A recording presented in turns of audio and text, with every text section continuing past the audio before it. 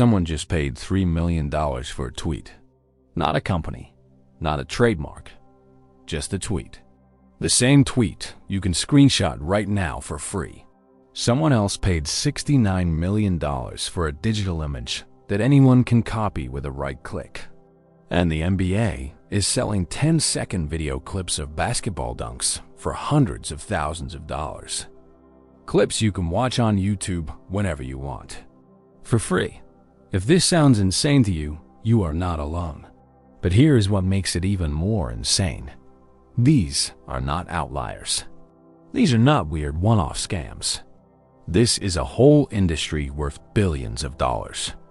And it is built on 3 letters that nobody seems able to explain in a way that actually makes sense. NFT, non-fungible token, which is a term that somehow manages to be both technically accurate and completely useless for understanding what is actually happening. So let me tell you what is really going on here. Because this is not just about rich people buying expensive JPEGs. This is about how human psychology works. This is about how we create value out of thin air. And this is about a technology that might actually change how we verify ownership of everything, while simultaneously accelerating the climate crisis. It is all of these things at once. And yeah, it is completely nuts. But before we dive into the madness, if you are tired of nodding along while people throw around buzzwords like blockchain and crypto and pretending you understand what any of it means, hit that subscribe button right now. This is Disciplined Ego, and we are building a community that refuses to accept surface-level explanations for complex topics. We break down the real mechanisms behind the hype. So subscribe, because we are just getting started. Let us start with the basics. NFT stands for non-fungible token, and I know that explanation helps absolutely nobody. So forget the jargon for a second. Let us talk about what fungible actually means. It is an economics term and has a very specific definition, but we can simplify it. Fungible means replaceable, interchangeable. Non-fungible means the opposite. It means unique. One of a kind, not replaceable. Think about money. A $20 bill is fungible. If I have a $20 bill and you have a $20 bill, we can swap them and nothing changes. They are worth exactly the same. They are interchangeable. That is what fungible means. But now think about something like the original handwritten lyrics to a famous song. There is only one original. Sure, you can make copies. You can print out the lyrics. But there is only one actual original document. That original is non-fungible. It is unique. It cannot be replaced with an identical copy because the original has special significance. Everything in our economy falls into one of these 2 categories. A gallon of milk is fungible. The Mona Lisa is non-fungible. And here's the important part. Non-fungible things are almost always more valuable than fungible things. Scarcity creates value. When there is only one of something and people want it, the price goes up. This is basic economics. But it is also human psychology. Now here is where things get interesting. For most of human history, non-fungible things were physical objects. Paintings, sculptures, signed documents, houses, land. Physical, things that exist in the real world and can only be in one place at one time. You could not copy them. If you wanted to own the Mona Lisa, you had to own the actual painting. A photograph of the Mona Lisa is not the same thing. Everyone understands this instinctively. But then the internet happened. And suddenly, we live in a world where everything is copyable. You can copy a song. You can copy a video. You can copy an image. You can copy text. Perfect copies that are completely identical to the original. So how do you create scarcity in a world of infinite copies? How do you make something non-fungible when anyone can duplicate it perfectly with a right click? This is the problem that NFTs are trying to solve. And to understand how they solve it, we need to talk about something that people have been trying to explain to you for years and probably failing: the blockchain. I am going to make this as painless as possible. But you need to understand this to understand why anyone would pay millions of dollars for a JPEG they could download for free. Let us start with how money normally works. When you buy something with your credit card, your bank keeps track of that transaction. You spent $10 on coffee. Your bank writes that down in their private records. At the end of the day, they tally up all your transactions and tell you how much money you have. You trust your bank to keep accurate records. And the whole system works because everyone trusts banks to not mess this up. But what if we could do this without banks? What if instead of one bank keeping private records, we had a public record that everyone could see? And instead of trusting one institution to keep accurate records, we had thousands of computers all around the world verifying every single transaction. That is the blockchain. It is a public ledger, a record book that is not controlled by any single person or institution. It is maintained by a network of computers that all have to agree on what transactions are valid. When you make a transaction using cryptocurrency, it does not go through a bank. It goes onto this public record. And all of these computers check to make sure you actually have the money you are trying to spend. If you do, the transaction gets approved and written into the permanent record. If you do not, the transaction gets rejected. No bank needed. No middleman. Just a bunch of computers keeping each other honest. Now here is where it gets wild. What if we use this same technology not to track money, but to track ownership of other things? What if we create a token, a digital certificate of ownership, and we put that token on the blockchain? Then everyone can see who owns what. And that ownership is verified by thousands of computers. It cannot be forged. It cannot be disputed. It is permanent and public. This is what an NFT is. It is a token on the blockchain that says you own something, usually a digital file, an image, a video, a song. The file itself might be copyable. Anyone can download it. Anyone can look at it. But only one person can own the official NFT version, the version that is registered on the blockchain as the original. Everyone else just has copies. And this is where human psychology takes over. Because we are weird about ownership. We care about originals. We care about authenticity. A perfect reproduction of a famous painting is not worth the same as the original, even though they look identical. Why? Because we decided as a society that originals matter. We created that value through collective agreement. And now we are doing the same thing with digital files. When someone buys an NFT of a tweet for $3 million, they are not buying the words in the tweet. Anyone can read the tweet. They are buying proof that they own the official version. The blockchain says they own it. Thousands of computers verified the transaction. And now it is permanently recorded that they are the owner. Does that make sense? Not really. Does it matter?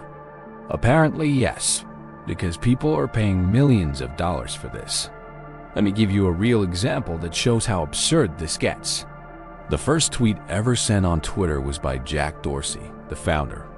It just says, "Just setting up my TWTTR. Nothing special." But it was the first one. And in 2021, someone paid almost $3 million for the NFT of that tweet, not the tweet itself. The tweet is still free. You can look at it right now. But this person owns the official NFT version. The blockchain says so.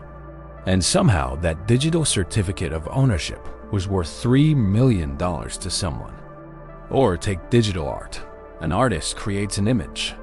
They mint it as an NFT, which means they create a token on the blockchain that represents ownership of that image. They sell the NFT for money. The buyer now owns the official version according to the blockchain, but the image itself is still just a file. Anyone can copy it.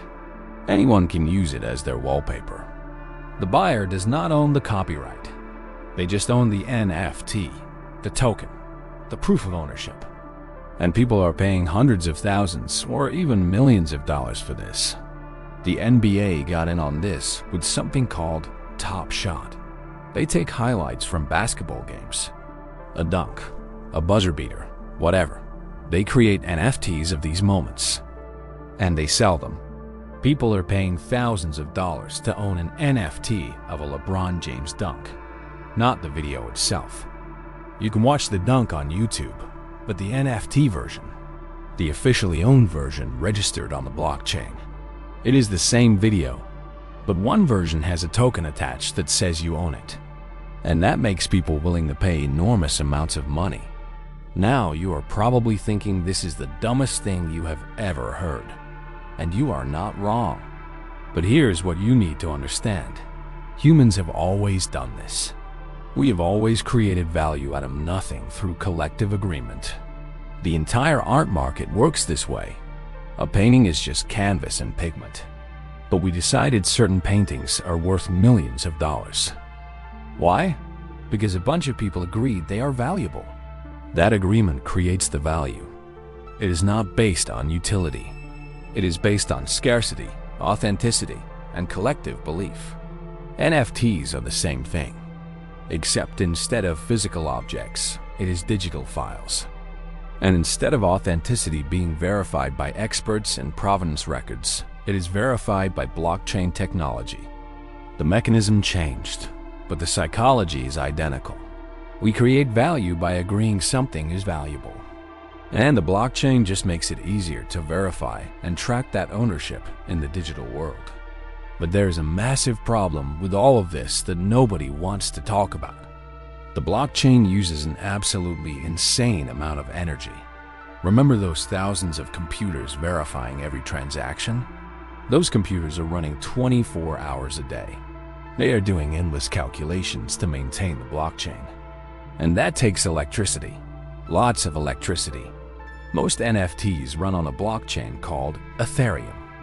And as of now, the Ethereum blockchain uses about the same amount of electricity as the entire country of Serbia. Let that sink in.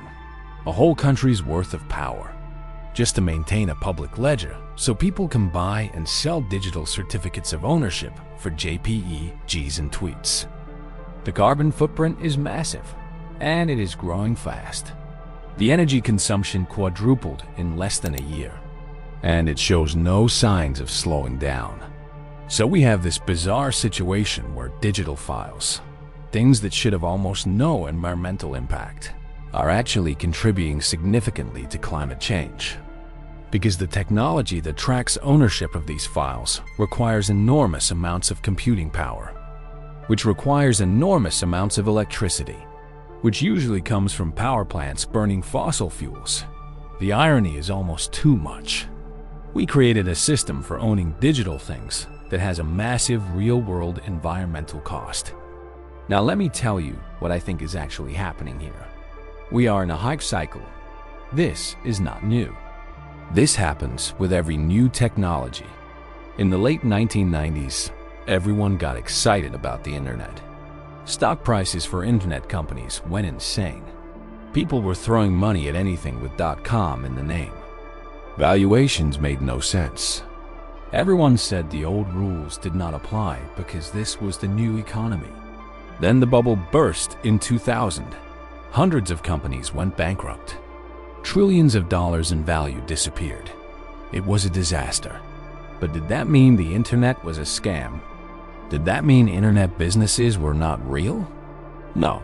The internet went on to completely reshape our economy and society. Amazon survived. Google emerged. Facebook was built after the crash. The technology was real. The potential was real. But the initial hype and speculation were way ahead of the actual utility. That is what bubbles do. They take something real and inflate it with speculation until it pops. I think NFTs are in that phase right now. The prices are insane. The hype is unsustainable. A lot of people are going to lose a lot of money when this bubble bursts. But the underlying technology, that might actually stick around. Because the core idea is not stupid. The idea of having a decentralized public record that verifies ownership and authenticity has real applications. Right now, Buying a house involves mountains of paperwork and multiple middlemen to verify that you actually own the property, and the seller actually has the right to sell it. It is slow and expensive and prone to fraud. If you could put property ownership on a blockchain, you could verify everything instantly. No paperwork, no middlemen, just a public record that everyone can check.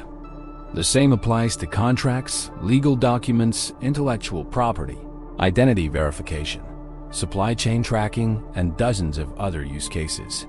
The technology has potential, but right now it is being used primarily for speculation. People are buying NFTs, not because they love the art or want to own a tweet. They are buying because they think the price will go up and they can sell to someone else for more money. That is speculation. That is gambling. And when everyone is doing it, prices become disconnected from any underlying value. So what happens next? Probably the bubble bursts. Prices crash. A lot of people lose money. The hype dies down. And then, quietly, the technology finds its actual useful applications. The ones that make sense. The ones that actually improve efficiency or solve real problems.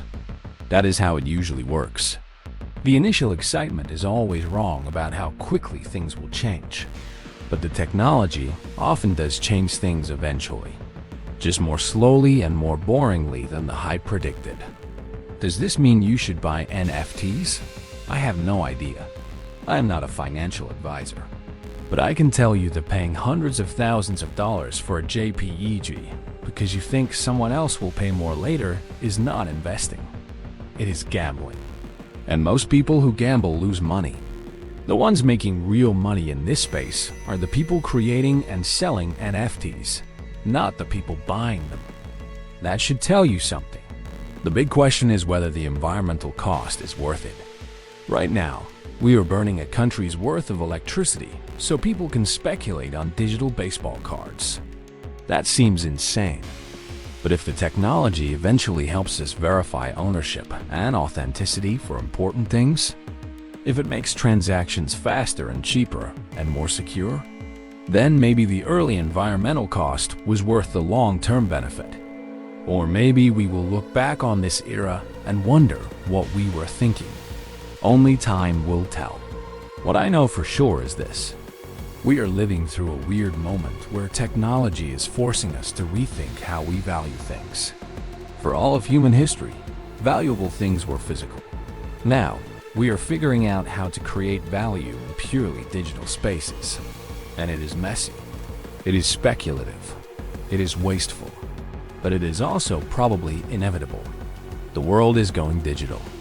And we need systems to verify ownership and authenticity in digital spaces.